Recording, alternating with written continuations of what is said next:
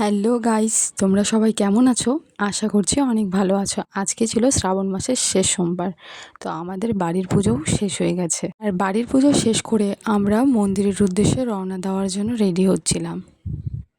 আর তারপরে আকাশের অবস্থা দেখো, মনে হচ্ছে কি বিকেল হয়ে গেছে। আর দেন আমরা সমস্ত কিছু রেডি করে নিয়ে এই যে আমার মা বেরিয়ে পড়লাম মন্দিরের উদ্দেশ্যে। তারপরে যেতে যেতে আমি কিছু ছোট ক্লিপ নিয়েছি তোমাদের জন্য।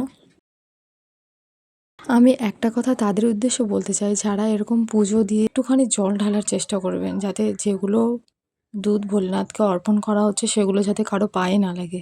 আর দেন আমরা তখন পুজো দিতে থাকি।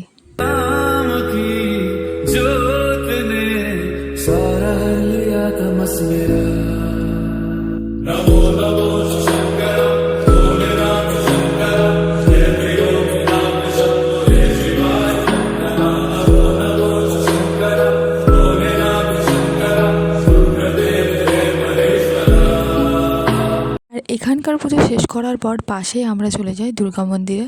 এখানে আমাদের আগে অনেকেই পুজো করে গেছে, দেখো গাইস। সো ফাইনালি আমরা পূজা শেষ করে বাড়ির উদ্দেশ্যে রওনা দিলাম। A few moments later. আর শ্রাবণ মাসের শেষ সোমবার উপলক্ষে রাতে কিছু পুজোর আয়োজন হচ্ছিল, চলো তোমাদের দেখিয়ে দিই। সো একদিকে হচ্ছিল লুচি আর আর আমাদের ভোলেনাথের সব থেকে ফেভারিট খাবার মানে পায়েস। সমস্ত কিছু রেডি করে নিয়ে আমাদের পুজো হয়ে যায় শেষ। বাই দ্য ওয়ে গাইস, আমরা লুচি আর পায়েস খেতে থাকি। তোমরা চ্যানেলটিতে তাড়াতাড়ি সাবস্ক্রাইব করো। দেখা হচ্ছে তোমাদের সঙ্গে আরও নতুন কোনো ব্লগে। ততক্ষণের জন্য টাটা।